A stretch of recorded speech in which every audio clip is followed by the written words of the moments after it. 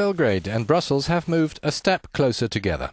Serbia's long-sought status as a candidate to join the European Union has been approved.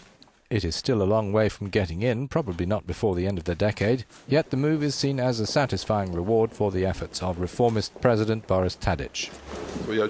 He said this is a great achievement, but not a commendable one. That will be when Serbia crosses the border, the magic border, and becomes a full member of the European Union, with the possibility to use all its potential and accession funds and everything else that EU members have and can use. The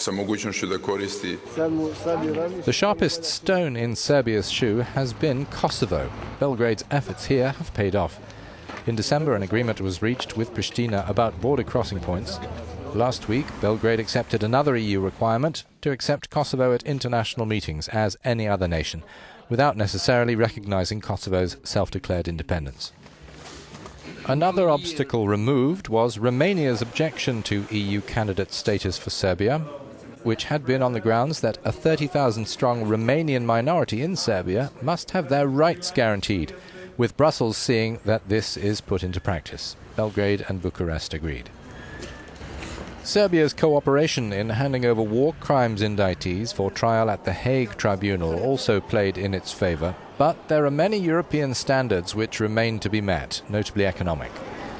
Serbia's economy is mostly based on services, which represent more than 60% of its GDP. It is heavily dependent on outside aid. As for growth, it registered 2% last year. The budget deficit is 4.5%, the national debt is more than 44% of GDP, unemployment is around 20%.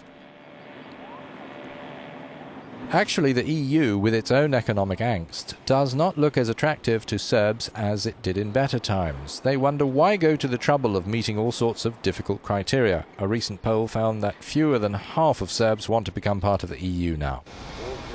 The strongest political party in the country, the extreme right Radical Party, is one of the anti-Europe groups. It has handed the Belgrade authorities a petition with the signatures of 200,000 people objecting to the bid to join.